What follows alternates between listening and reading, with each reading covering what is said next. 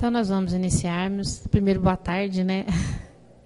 Que bom que estamos aqui de novo. Mais uma semana que nós terminamos, né? E vamos iniciar outra. E a Roseli vai ler para nós a mensagem do livro Seara dos Mestres.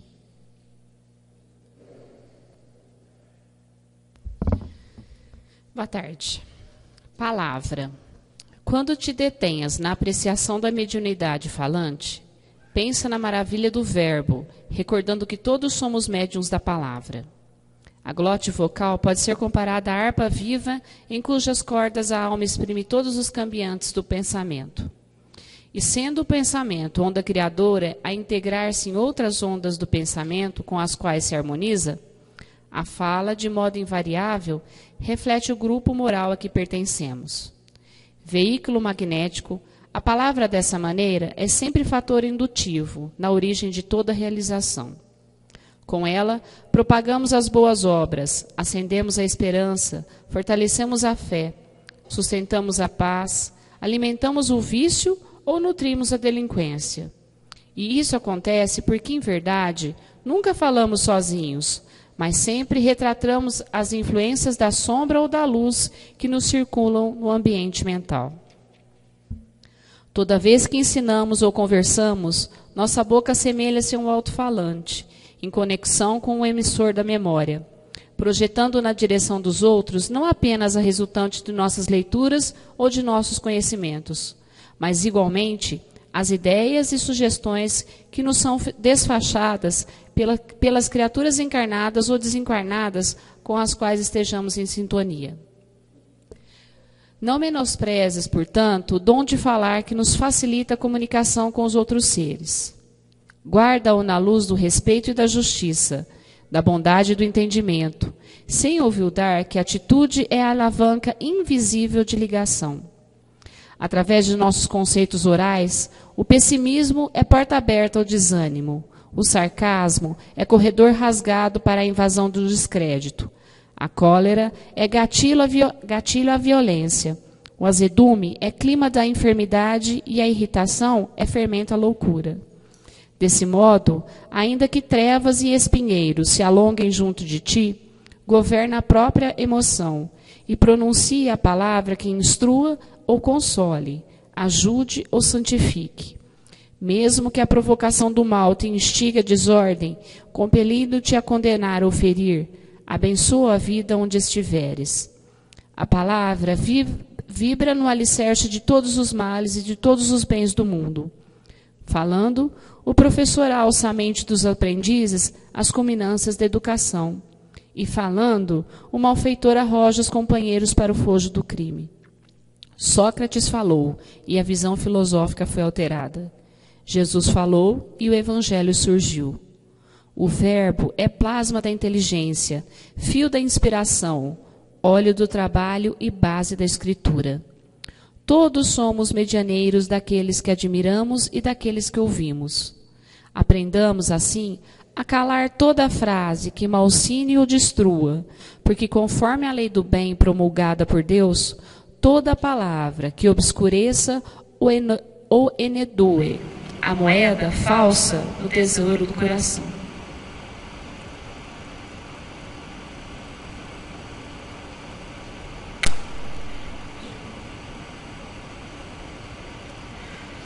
Então, nós vamos fazer uma prece, elevando os nossos pensamentos a Deus, agradecendo a Ele por estarmos aqui mais uma vez.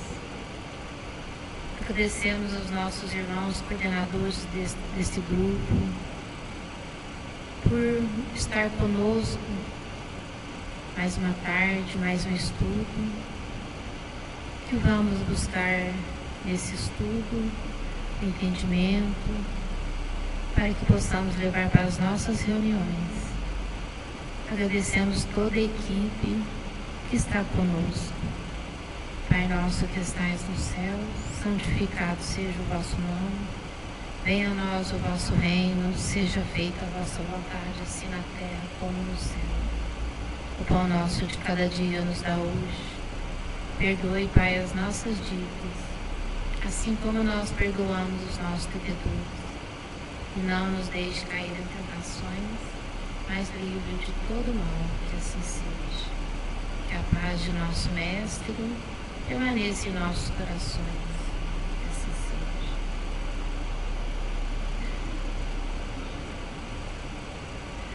seja. Hoje nós vamos estudar um pouquinho, né? E é um tema que nós já estudamos, que é sobre o animismo. Eu gostaria que vocês discutissem assim, bastante em grupo, trocassem ideia, né? Anotassem pergunta, para que a gente abrisse o painel aqui depois dos estudos.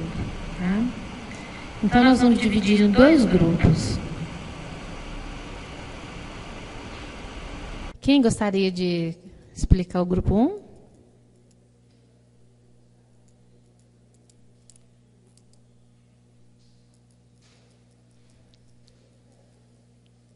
Vocês escolheram quem vai ser?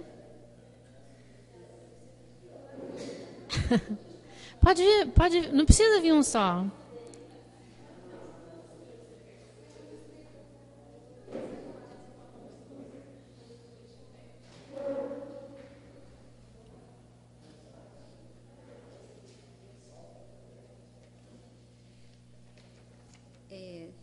Se a criança é muito alta, né, então tem que arrumar o microfone. A respeito do animismo, né? Animismo e mediunidade. São 2 coisas que andam assim bem próximas. E para a gente que está começando, às vezes é difícil identificar o que é realmente da mediunidade, o que a espiritualidade está fazendo pela gente, ou se a gente está produzindo algum fenômeno, seja ele psíquico, né, ou de efeitos, alguma coisa assim. A gente tem que tentar não se deixar dominar por isso, mas no começo, se acontecer, também vai ser uma coisa natural. É difícil no começo a gente discernir. É totalmente meu, é da espiritualidade, né?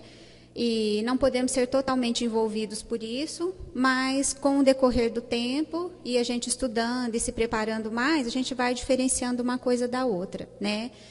O que a gente não pode é deixar esses fenômenos tomarem conta da situação. Eles podem ser só uma coisa que você escreveu, uma coisa que você falou, até uma situação assim de corporal, de você falar alguma coisa, de influenciar uma pessoa com alguma coisa que não seja totalmente da espiritualidade, né?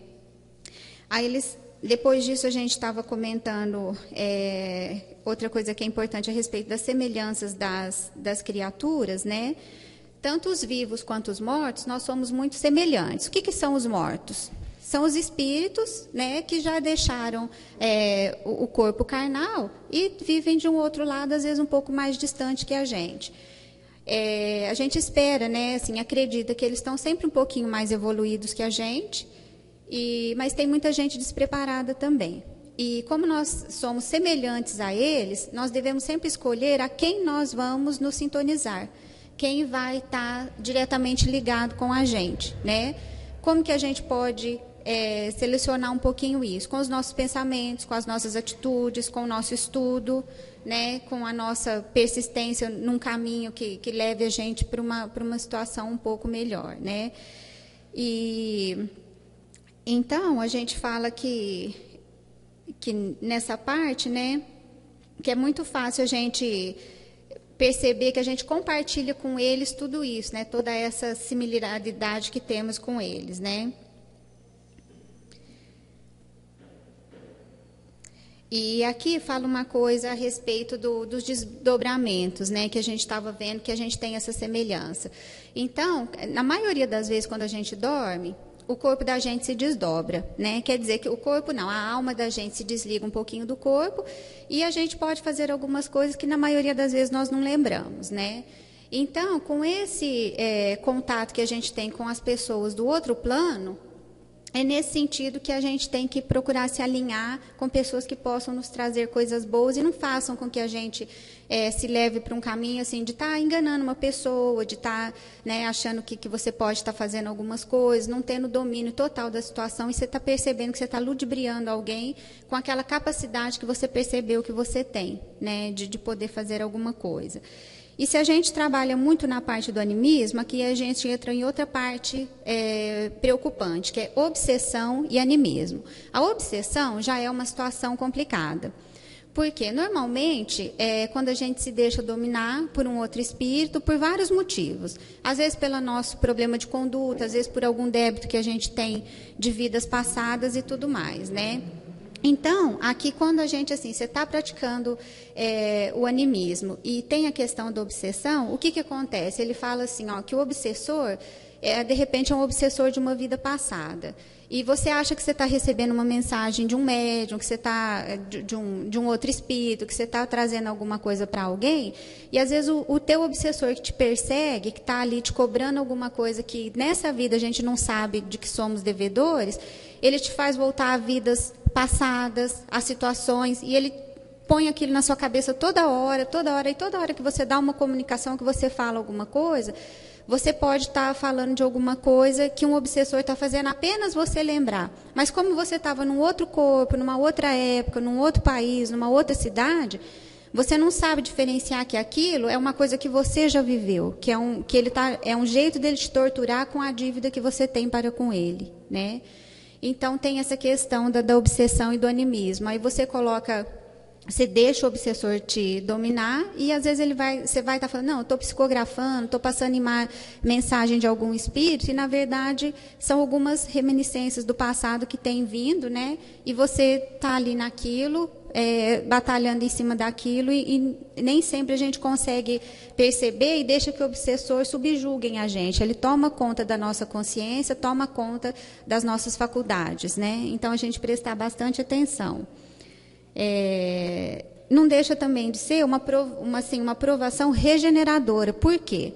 Com o tempo, conforme o grupo que a gente estiver trabalhando, normalmente o grupo que nos acompanha, que participa com a gente, ele vai conseguir perceber algumas coisas. Então, ali, você, de certa forma, você está ajustando os ponteiros com quem está te cobrando alguma coisa, e a base do grupo onde você trabalha, quando é uma casa séria, quando as pessoas estão juntas, eles podem estar te orientando, falar, olha, a gente está achando que está acontecendo isso, né? Vamos tentar tratar, a gente tem que procurar um tratamento espiritual, né? E o principal, a gente não se melindrar com a situação, porque pode acontecer com qualquer um, e assim, não está errado para ninguém, né? E a gente buscar esse caminho para não cair nessa situação, ou se cair nela, a gente conseguir se desvencilhar dela.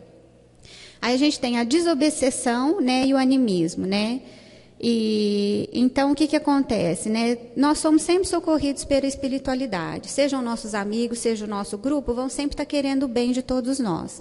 Então, a gente colocar, quer dizer, com o que a gente vai estar fazendo isso, né?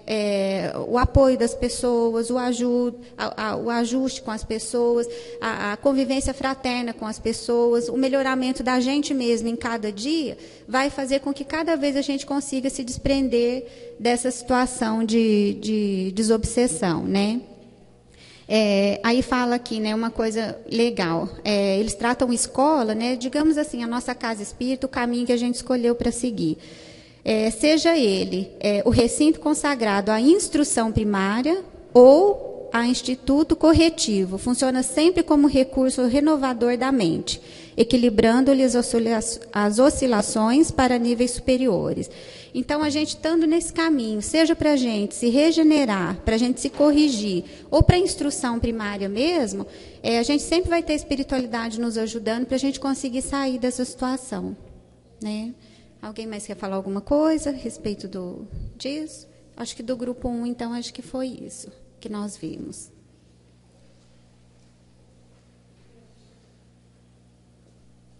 Eu vou tomar choque de novo. E o grupo 2, como ficou decidido? Nossa, eu estou elétrica. Alguém quer falar do grupo 2? Ah, falou tudo, né? Porque esse tema, os grupos estudaram quase a mesma coisa. Só completando um pouquinho do que ela falou, aí eu precisava suspender aqui, mas estou com medo. O animismo não é assim, uma coisa assim para você se preocupar, não. É uma coisa normal, né? O que não pode acontecer é que todas as reuniões sejam anímicas, né? E como percebemos isso? O coordenador do grupo, o doutrinador, vai ver, nossa, mas essa pessoa todas as vezes ele fala a mesma coisa. Por Porque nós sabemos que o médium pode dar passividade 2, 3, até 4 vezes. Cada espírito tem uma situação, né? Quando fica sendo a mesma situação, aí a gente começa a perceber que é do próprio médium. Errado? Não, não é errado. É errado quando o médium não procura equilíbrio, não procura estudar, não se milindra, né? Às vezes a gente chama ele assim para buscar mais estudo, para entender mais um pouquinho, e ele acha ruim, né? E a casa que nos oferece para as pessoas que estão em desequilíbrio, o passe, né? Ele é convidado a participar de estudo, a trabalhar em campanhas, e é feita uma ficha para essa pessoa vai ser feito um tratamento. E com o tempo, ela pode resolver, né, toda aquela dificuldade que ela tinha, todo aquele clichê mental que estava ali atrapalhando, de vidas passadas, né? Às vezes está ali no arquivo da memória. E resolvendo isso, ela começa a trabalhar na reunião mediúnica normal, dando passividade normal, né? Então, vocês não precisam preocupar se é meu ou se não é, certo? Principalmente nós que estamos aqui ainda em estudo, é normal.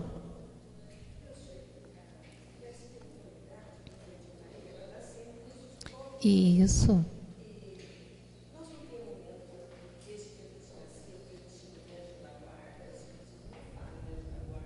Uhum. Temos nosso anjo da guarda, né? Todos nós temos um anjo, um espírito protetor que está conosco, né? Mas a mediunidade é uma prova que ou nós escolhemos por determinada situação alguma coisa que nós cometemos, ou pode ser até escolha, né? E o nosso anjo da guarda está sempre nos orientando, mas às vezes a gente, por um desequilíbrio, por uma força, às vezes até de vontade, ele deixa a gente, porque nós temos nosso livre-arbítrio, né?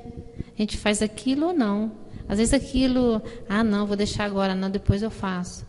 Nosso anjo da guarda respeita o nosso livre-arbítrio. Ele orienta, ele mostra o caminho, ele mostra onde que tem tudo, mas se às vezes a gente não quer, né?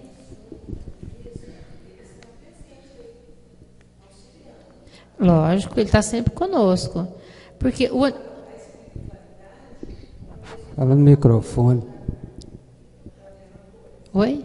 Você quer vir falar aqui no microfone?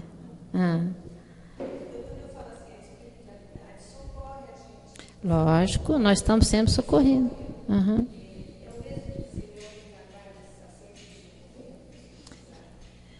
Eu acho que, assim, o anjo da guarda é um ser que está sempre, assim, sempre conosco, né? Agora a espiritualidade já é mais amplo. Na verdade, uma das coisas assim que mais me causou assim espécie na doutrina, quando eu comecei na doutrina, foi sobre anjo de guarda. A coisa para mim assim, no espiritismo, questão de anjo de guarda ficou até mais concreta, pela maneira como Kardec explica, entendeu? Agora, o que acontece, nós estamos saindo um pouquinho do animismo, mas nós vamos voltar.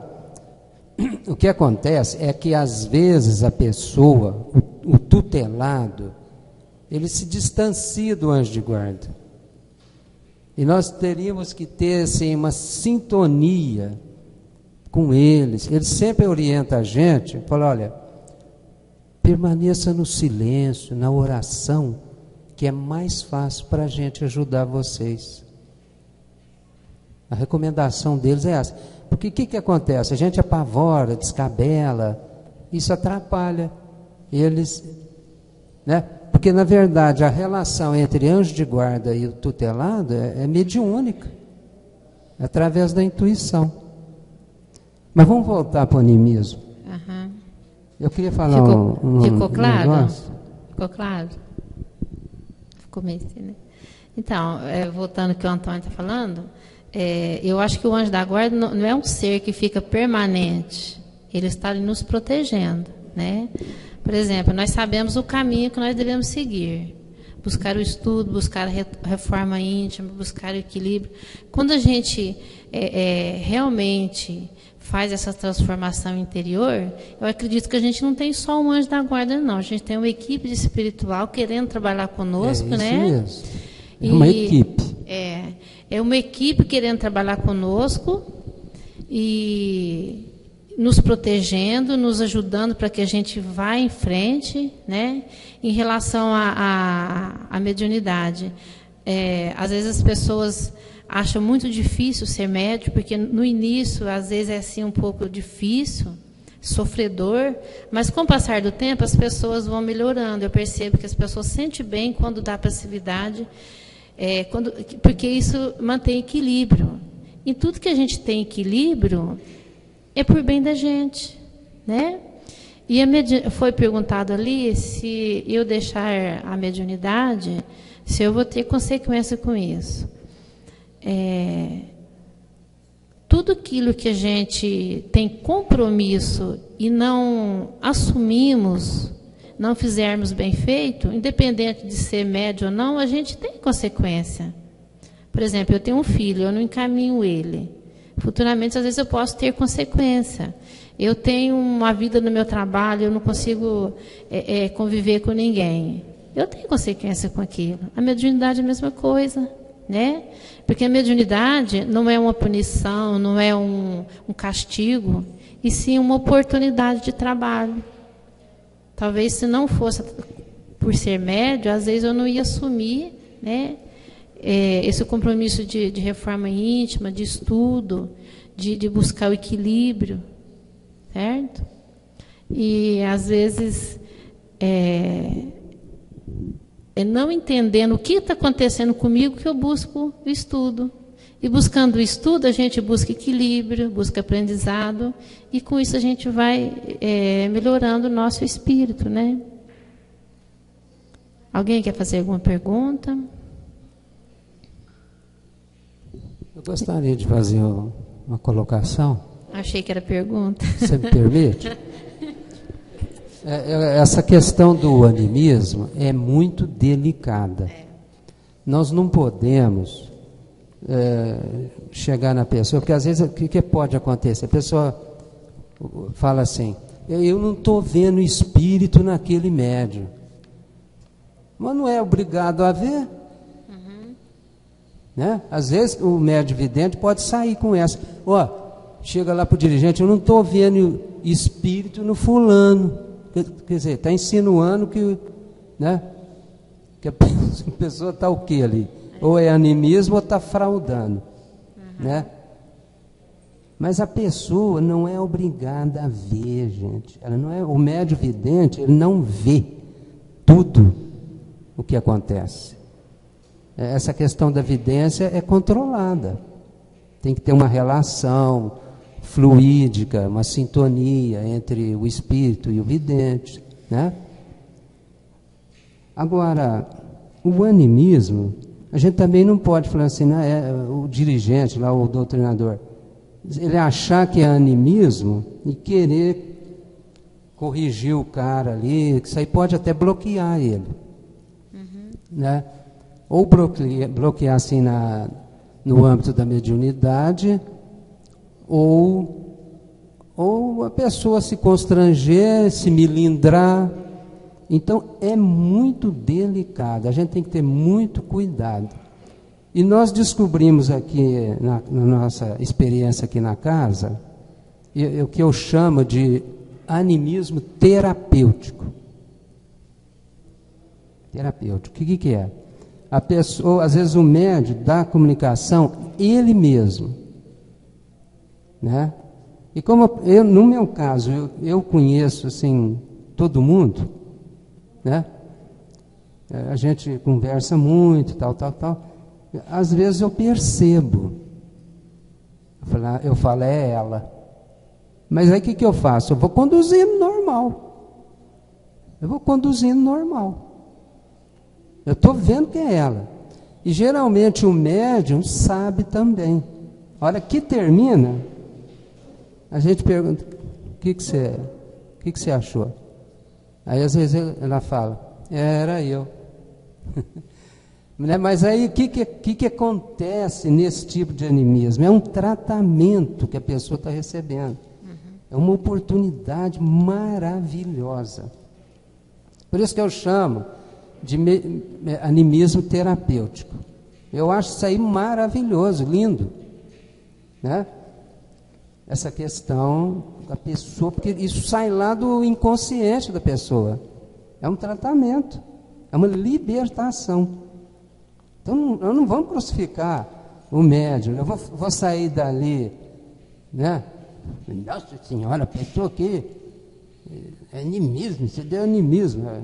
Parece que fez um pecado. Então não é, houve um tratamento, ela, né?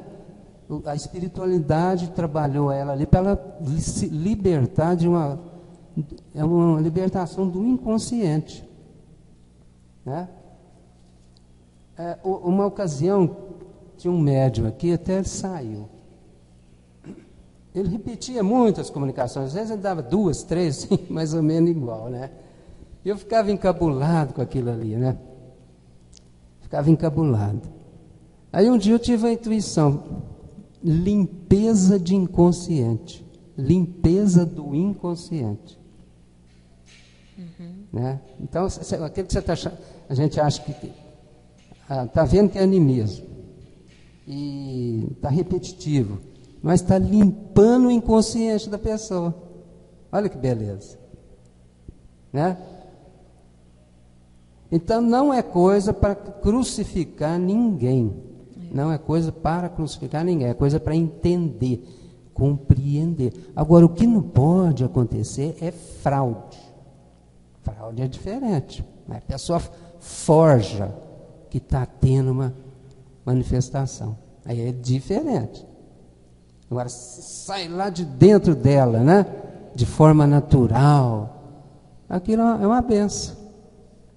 É uma benção. Aqui, os colegas também, você também já presenciou, né? Já presenciou. Eu já participei assim de uns 10, mais ou menos. E sempre a pessoa, ela acaba percebendo, mas ela vai perceber mais no final. Mas é uma comunicação normal, perfeita. Eu só sei que essa pessoa, ela acabou saindo. Mas me veio essa intuição, para mim não me preocupar, que era limpeza do inconsciente. E quando é feita essa limpeza, o médium passa a dar passividade normal, né? Que não seja mais dele. Eu já tive na doutrinação, a pessoa estava falando muitas coisas assim, eu percebi que era da própria pessoa. Aí depois terminou a reunião e falou assim, nossa, foi tão bom ter falado, porque me aliviou, sabe? Então, é importante que a pessoa põe para fora aquilo que está lá no seu subconsciente. Agora, o que não pode acontecer é fraude, a pessoa mentir, né? Mentir que está tendo uma comunicação ali e não tem nada. Eu não sei se já aconteceu isso com você, já, Antônio? De mistificação do próprio médium. Eu nunca vi comigo assim. Aí fraude, né? Você quer dizer fraude? Fraude, do próprio médium. Não, isso eu nunca percebi. Porque as pessoas vêm, né, com sinceridade, ninguém faz um curso aí de 2 anos, vai para o trabalho, não tem necessidade da pessoa querer forjar nada, né? Eu acredito também que a pessoa que vem para forjar, eu acho que não aguenta ficar no estudo 2 anos, né? Para depois, no fim, né? Eu acho que realmente quem está aqui estudando é porque realmente tem a postura séria, né? Contra ele mesmo. Muito sério, né? Contra ele mesmo. O que ele vai acontecer com ele? Ele vai estar no campo mental dele espíritos fraudadores, espírito, né? Que está querendo, não está querendo nada sério. Então o prejuízo é só dele, né? Mas eu nunca vi aqui na casa aqui, não. Não sei se é porque aqui tem esse trabalho primeiro esse preparo de estudo, eu acho que isso é muito importante. Pode ser, né? Você vê, o charlatão não tem espaço, lugar nenhum, nem na sociedade, né? E a gente passa a ser uma família, né? O grupo passa a confiar um no outro, passa, assim, a gente até às vezes, fora da reunião mediúnica, a gente desabafar com um amigo, falar o que está sentindo, isso é muito importante. Eu acho que a pessoa que vem com a ideia de fraudar não vai ter esse espaço depois de 2 anos de estudo, né? Eu creio que não. Gente, então nós vamos encerrar. Alguém quer fazer mais alguma colocação? Eu precisava suspender isso aqui, porque eu estou com medo. A semana que vem, a gente não está colocado ali no cronograma que a gente vai suspender, mas a gente vai deixar para o outro sábado. Por ter o feriado prolongado, muita gente viaja, né? Então falta muita gente. Eu acho que não é justo a gente trabalhar um tema aqui e vir só a metade, tá? Então semana que vem a gente não vai estar em estudo, apesar de estar no programa, viu? A gente segue depois normal, certo? Então nós vamos fazer uma prece, agradecendo ao nosso Mestre Jesus.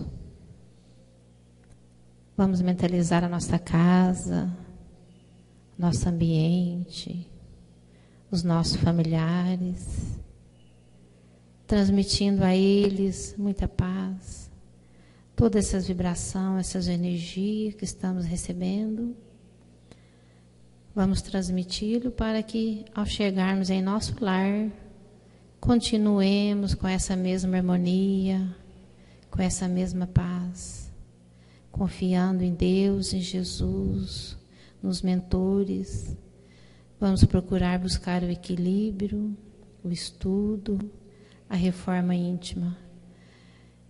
Que Jesus conta conosco, que nós trilhamos esse trabalho mediúnico com muita força, com muita fé, com muita vontade. Que Jesus nos abençoe, nos ilumine e ampare também os nossos irmãos desencarnados que pensam diferente, que muitas das vezes estão nos atrapalhando. Eles não nos estão nos atrapalhando, eles estão aprendendo conosco. Que possamos levar toda essa paz que aqui recebemos. Que Jesus nos ampare e nos ilumine. Que assim seja.